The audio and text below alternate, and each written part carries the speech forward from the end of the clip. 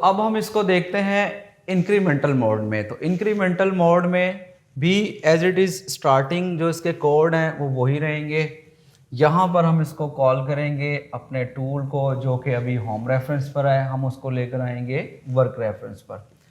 तो G00 के साथ अब हम यहाँ पर x की जगह u लिखेंगे 20.0 और z की जगह हम w लिखेंगे 5.0। ठीक है, 5.0 मतलब अपने जो फेस है उससे 5 मिलीमीटर पीछे। मिलीमीटर्स क्यों? क्योंकि हमने मिलीमीटर्स में काम करना है। अच्छा, उसके बाद यहाँ पर आप लिखेंगे G01, क्योंकि अब आपने कटिंग करनी है। जो 20 वाला डाया है उसकी लेंथ रिक्वायर्ड है कितनी? -w -10 है, तो हम इसको 15.0 0.5 विथ फीड रेट। ठीक है, हम इसको 15.5। अब देखें, एक सवाल आप लोगों के भी जेहन में आ रहा होगा कि सर ये तो 10 है लेंथ, जो 20 डाया है इसकी जो लेंथ रिक्वायर्ड है वो 10 मिलीमीटर है, आपने वहाँ पर 15 लिख दी है। तो पिछले अगर मेरी आप वीडियो देखें तो उसके अंदर मैंने ब्रीफ किया था कि जो इंक्रीमेंटल मोड होता है, जो इंक्रीमेंटल जो सिस्टम होता है ना, उसका एक ये भी रूल होता है कि जिस पॉइंट के ऊपर आपका टूल खड़ा हुआ है तो वो पॉइंट आपका रेफरेंस बन जाता है। ठीक है, मतलब ज़ीरो बन जाता है।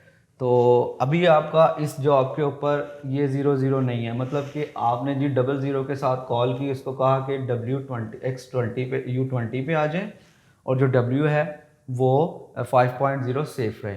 तो ये जो 5 मिलीमीटर इस एक्चुअल 0 से पीछे है ना, फ़िलहाल वो रेफरेंस बन गया। अब 5 मिलीमीटर वो हम ऐड करेंगे और 10 मिलीमीटर ये, तो टोटल आपका 15.0 बन जाएगा। राइट, तो वो मूव 10 मिलीमीटर ही कटिंग करेगा, लेकिन ये जो 0 हमने 5 मिलीमीटर इससे पीछे रखा हुआ है सेफ साइड, वो भी ऐड करता आएगा ना। तो 5 मिलीमीटर वो और 10 ये 15। तो ये 15 ऐसा नहीं होगा कि आगे चला जाएगा, उसने पीछे से ही कटिंग करना शुरू कर दी है, मतलब उसको रेफरेंस मान लिया उसने। तो उसके बाद अब आपका टूल जी यहाँ पर आ गया, तो ये रेफरेंस पॉइंट बन गया, ये वाला रेफरेंस पॉइंट ख़त्म हो गया 0। ठीक है, अब G01 के साथ ही दोबारा लगाने की ज़रूरत नहीं है, यूँ हम यहाँ पर लिखते हैं आपका डाया था 20 जो कि इसने बनाया। अब ऊपर हमने जाना है 30 पे, तो जो डिफरेंस आएगा हम वो लिख देंगे। तो यहाँ पर हमने लिखना है 10.0 फीड रेट भी यही और कोड के साथ। तो 10.0 वो क्या हमने लिखा? वो हमने इसलिए लिखा क्योंकि जिस पॉइंट पे इसका रूल था इंक्रीमेंटल मोड का कि जिस पॉइंट पे आपका टूल इस तरह खड़ा हुआ है वो टूल आपका रेफरेंस बन जाता है, 0 बन जाता है। ठीक है, तो इस टूल के रेफरेंस से ये डाया आपका 20 था, आपने ऊपर जाना है 30 पे, इसको रेफरेंस बनाना था, इसको 0 बनाना था। तो जो डिफरेंस आया है 10 का वो हमने यहाँ पर लिख दिया। अब ये आपका रेफरेंस पॉइंट बन गया। तो यहाँ से जब हमने यहाँ जाना है तो नंबर 1 पहले तो आएगा यहाँ पर W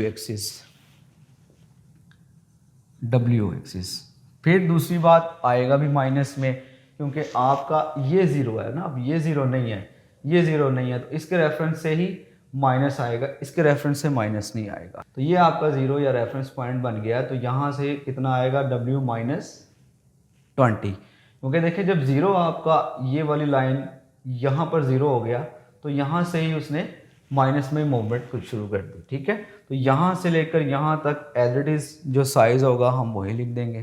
तो W -20.0 एंड ऑफ ब्लॉक।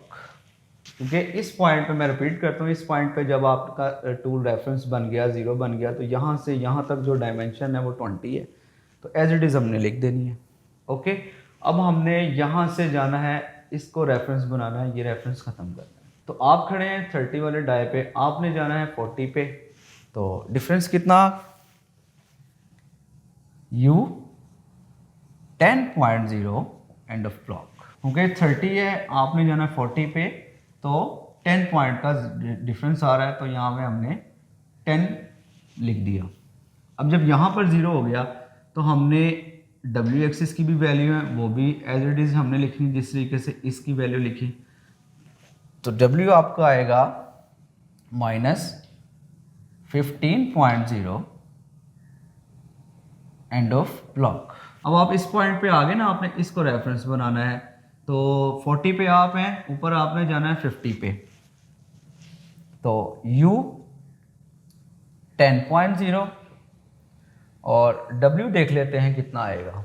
अब देखें आपका यहाँ पर 0 हो गया, आपने उससे कहा ना टूल को कि U जो है वो 10.0, तो आप थे 40 पे, आपने जाना था 50 पे, तो यहाँ पर जब आपने रेफरेंस बना लिया तो डिफरेंस 10 का था, वो हमने वहाँ पर लिख दिया। अब यहाँ पर टूल आपका 0 है, यहाँ से हमने जाना है यहाँ कहीं पे, मतलब इसकी 50 है ना लेंथ, तो हमने अभी यहाँ पर है ना इस पॉइंट पर हमने जाना है, इस पॉइंट पर मतलब 50 यहाँ तक है, तो यहाँ तक तो हम ऑलरेडी आ गए, हमने इस पॉइंट को 0 बनाना है।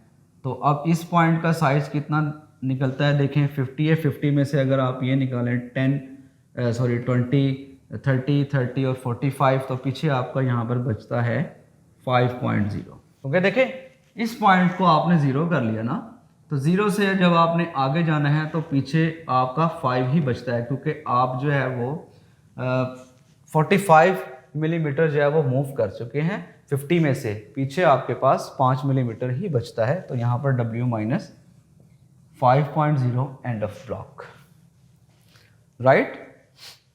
अब टूल आपका इस पोजीशन पे खड़ा हुआ, अब हमने क्या करना है, यहाँ पर G28 के साथ U 0.0, W 0.0 end of block. उसके बाद ये कोड ऊपर नीचे भी हो सकते हैं, एग्जांपल हम चाहते हैं कि हम पहले कूलेंट ऑफ कर लें तो पहले कूलेंट का लिख दें कोड ऑफ, ठीक है। उसके बाद स्पिंडल स्टॉप कर लें तो स्पिंडल को बाद में भी स्टॉप कर सकते हैं, लेकिन जो M30 का कोड है ना एंड ऑफ प्रोग्राम का, वो हमेशा लास्ट में ही लगता है, ठीक है। इसी तरीके से आप इसके अंदर भी चेंजिंग कर सकते हैं कि टूल आप पहले चेंज कर लें, कूलेंट आप बाद में खोल लें, स्पिंडल पहले चला लें, तो ये ऊपर नीचे हो सकता है, लेकिन ये जो डाटा है ना एक्चुअली ये आपने अकॉर्डिंग टू ड्राइंग ही बनाना होता है। तो ये था हमारा इंक्रीमेंटल मोड। तो अब बात करते हैं कंपाउंड मोड की, हम इसी स्टेप टर्निंग की ड्राइंग को कंपाउंड मोड में किस तरह सॉल्व करते हैं। तो स्टार्टिंग कोड मेरे वही हैं, टूल भी एग्जांपल आपका 1 नंबर ही है तो 1 ही लिखा रहने दें, अगर चेंज है तो चेंज भी कर सकते हैं, यहाँ पे RPM भी चेंज कर सकते हैं, यहाँ पर स्पिंडल की डायरेक्शन भी चेंज कर सकते हैं, लेकिन ये चूँकि एग्जाम्पल है तो एज इट इज़ रहने दीजिएगा। अब हम जब बात करते हैं कंपाउंड मोड की, तो G00 के साथ हमने वहीं से स्टार्टिंग पॉइंट से जो आपका वर्क का रेफरेंस है वहीं से स्टार्ट करेंगे। G00 के साथ टूल आपका होम रेफरेंस पे था, हमने उसको लेकर आना है जॉब रेफरेंस पे या वर्क रेफरेंस पर। तो एग्जांपल आप 20 लिख लें x को, या U लिख लें, तो यहाँ पर आना तो 20 ही है, तो मैं ऐसा करता हूँ कि यहाँ पर मैं W लिख देता, क्योंकि ये कंपाउंड है ना, मिक्सचर है, तो यहाँ पर हमने लिख दिया W axis W 5.0 end of block. अब आपको पता होना चाहिए कि टूल आपका होम रेफरेंस से वर्क रेफरेंस पर आया एक्चुअल साइज पर, लेकिन उसकी फेसिंग से 5 मिलीमीटर दूर। नेक्स्ट कोड में हम लिखेंगे G01, x आपका 20 ही है, अगर मैं यहाँ पर लिखता हूँ W तो आएगा -15.0 end of block with feed rate 0.5। 15 किस लिए कि मैं पिछले लेक्चर में समझा चुका हूँ आपको कि जिस पॉइंट पर आपका टूल आकर खड़ा हुआ है वो आपका रेफरेंस पॉइंट बन गया, राइट। अगर मैं यहाँ पर लिख देता हूँ तो 5 मिलीमीटर वो भी ऐड होगा और एक्चुअल जो 10 मिलीमीटर है वो, ठीक है, तो इस वजह से यहाँ पर 15 आया। और अगर मैं यहाँ पर लिख देता कि Z, तो फिर -10 आता। बेशक आप इंक्रीमेंटल में पीछे खड़े हुए हैं, लेकिन क्या था कि जब आप Z की बात करते हैं तो जो आपका वर्क का रेफरेंस पॉइंट है वो स्टिल है अपनी जगह, उसने यहाँ से मेजरमेंट ले। चलिए Z लिखा रहने देते हैं। उसके बाद यहाँ पर लिख लेते हैं U। अब आपको पता है कि आप जो है इस टाइम 20 के डाई पे हैं, आपने जाना है 30 पे, तो यहाँ पर जो डिफरेंस है वो हमने लिख देना है 10.0 एंड ऑफ ब्लॉक। अगर यहाँ पर x लिख देते हैं हम, तो फिर एज इट इज़ जो वैल्यूज थी ना x एक्सिस की, जो डाइस की, हम वो लिख देते। और अगर Z की बात करते हैं, जो वैल्यूज़ आपकी आ रही हैं Z एक्सिस में, हमने एज इट इज़ वही लिख देनी।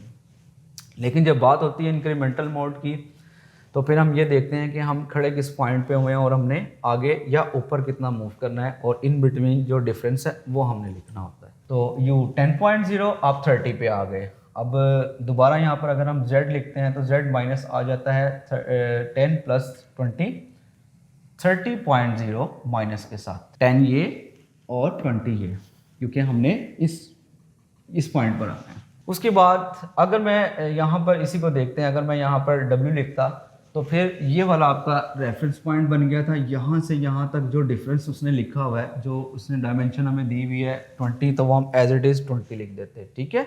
लेकिन चूंकि z को कॉल की थी, हमने यहाँ पर z को लिख लिया था, तो इस वजह से हमने यहाँ पर 30 लिखा। उसके बाद हमने अगर x को लिखते हैं तो एज इट इज़ हम यहाँ पर 40 लिख देते हैं, 40.0, क्योंकि मिक्सचर है ना, तो यहाँ पर मर्ज़ी है आपकी, कभी आप w यूज़ कर लें, कभी z और कभी आप। तो उसके बाद यहाँ पर w की वैल्यू लिख लेते हैं, w माइनस 15 है तो 15.0 हमने लिख लिया, मतलब यहाँ पर 0 हो गया और यहाँ पर हमने लिख लिया।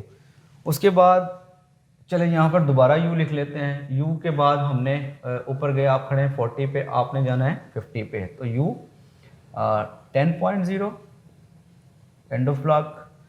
और अगर z की बात करते हैं तो -50 एज इट इज़ वही लिखते हैं आप, ठीक है। और अगर यहाँ पर w की वैल्यू लिखते हैं तो फिर आपका 5.0 आना था, राइट।